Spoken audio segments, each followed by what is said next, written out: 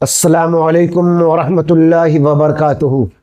نحمدہ ونصلی علی رسولہ الکریم، اما بعد فاعوذ باللہ من الشیطان الرجیم، بسم اللہ الرحمن الرحیم۔ الصلاۃ والسلام علیکہ یا رسول اللہ وعلی آلکہ واصحابکہ یا حبیب اللہ۔ مسلمانوں کی ایک کثیر تعداد ہے جو اپنے نفس پر بیجا اعتماد کر کے بہت بار گناہ کبیرہ کے مرتکب ہو جاتے ہیں، مگر کم علمی یا انا کے زوم کی وجہ سے انہیں خبر ہی نہیں ہوتی ہے کہ وہ کیا کر گزر رہے ہیں۔ ایسے لوگوں کو اچھے لوگوں کی صحبت اور اچھی نصیحت آمیز باتیں بھی اچھی نہیں لگتی ہے۔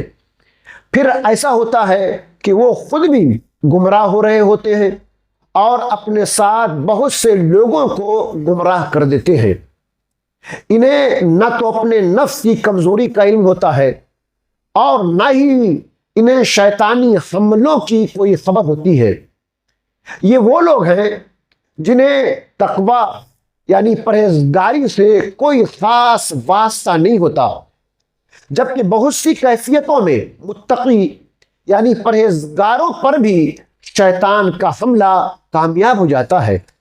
تو آئیے اس سلسلے میں قرآن مجید کے 28واں پارہ کی سورہ حشر کی آیت نمبر 16 سے سمجھنے کی کوشش کرتے ہیں۔ کمثل الشیطان اذ قال للانسان اکفر فلما کفر قال انی بریء منک انی اخاف اللہ رب العالمین۔ شیطان کی کہاوت، جب اس نے آدمی سے کہا کفر کر، پھر جب اس نے کفر کر لیا بولا میں تجھ سے الگ ہوں، میں اللہ سے ڈرتا ہوں جو سارے جہانوں کا رب ہے۔ کمثل الشیطان، جیسے شیطان کی مثال۔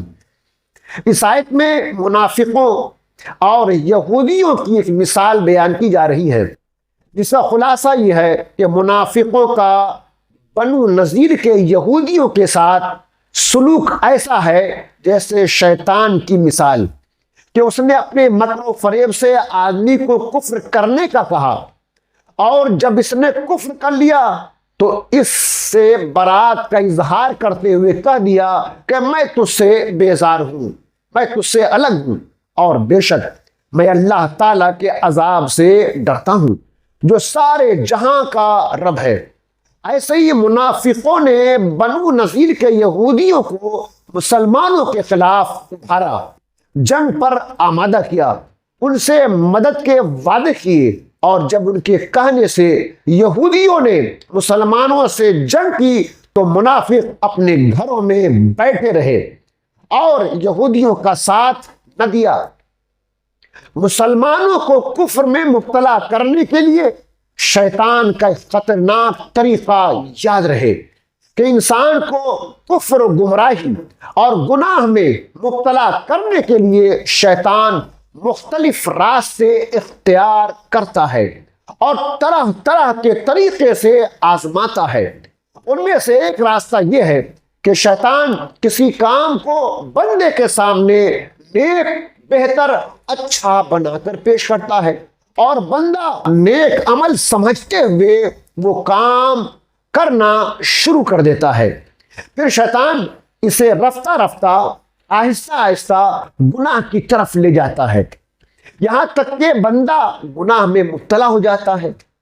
پھر اس گناہ سے ہونے والی رسوائی بندے کو خوف زدہ کر کے دوسرے گناہ پر مجبور کرتا ہے، یوں اس سے گناہ در گناہ کرواتا رہتا ہے، اور آخر کار بندے کو کفر کرنے پر مجبور کر دیتا ہے۔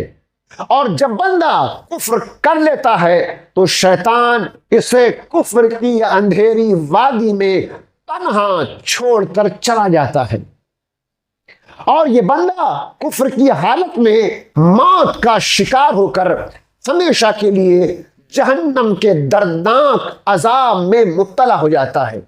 یہاں اس سے متعلق ایک عبرتناک عبرت انگیز حدیث پاک پیش کر رہا ہوں۔ نبی اکرم صلی اللہ تعالی علیہ وسلم نے ارشاد فرمایا، بنی اسرائیل میں ایک راہب تھا، شیطان نے ایک لونڈی کا گلا دبایا اور اس کے مالکوں کے دل میں یہ بات ڈال دی کہ اس کا علاج راہب کے پاس ہے۔ چنانچہ لوگ اسے لے کر راہب کے پاس آئے تو اس نے ان لوگوں کی بات ماننے سے انکار کر دیا۔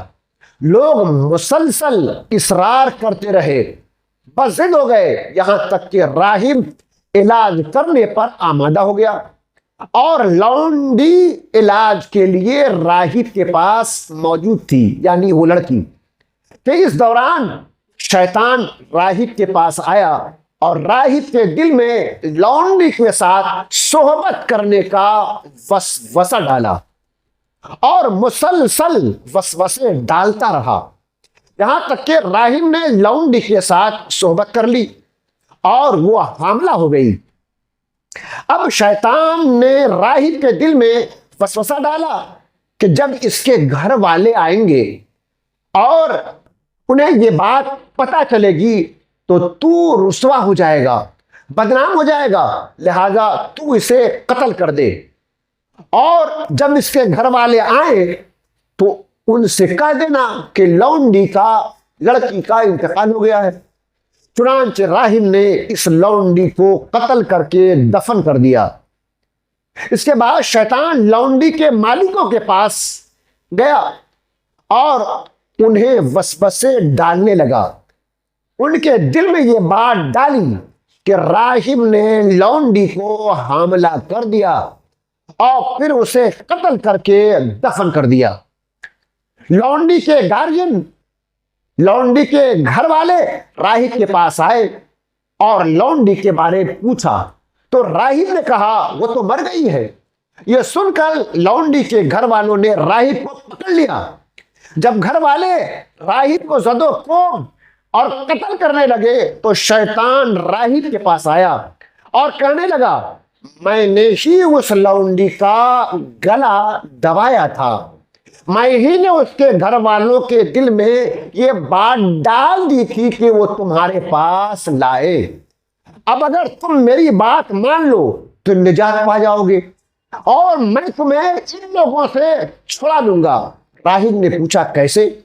شیطان نے کہا مجھے 2 سجدے کر دو۔ جب راہب نے 2 سجدے کر لیے تو شیطان نے کہا کہ میرا تم سے کوئی واسطہ نہیں۔ یہی وہ بات ہے جس کا ذکر اللہ عز و جل نے اس آیت میں سورہ حشر کے 16 نمبر آیت میں فرمایا ہے۔ حضرت امام غزالی رحمت اللہ تعالی علیہ اس حدیث کا ذکر احیاء العلوم میں فرماتے ہیں کہ دیکھو کہ شیطان کیسے کیسے ہیلوں بہانوں سے راہب کو گناہ کبیرہ کی طرف مجبور کیا، اور اس کی بنیاد صرف یہ بنی کہ اس نے نیک کام سمجھ کر لونڈی کا علاج کرنا قبول کر لیا۔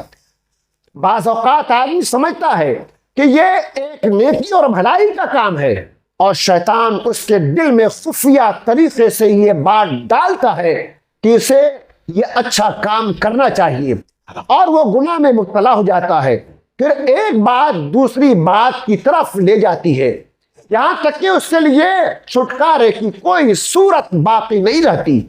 لہذا ہر مسلمان کو چاہیے کہ وہ شیطان کے اس خطرناک طریقے سے ہوشیار رہے اور بطور خاص کسی عورت کے ساتھ اچھائی کرنے سے پہلے اس بات پر خوب غور کر لے۔ یہ تو ایک مثال ہے، اس طرح سے بہت ساری نیکی ہم لوگ ایسا کر لیتے ہیں جس کی وجہ سے گناہ ہو جاتا ہے۔ اللہ تبارک و تعالی ہم لوگوں کو گناہوں سے بچائے۔ وآخر دعوانا الحمد للہ رب العالمین۔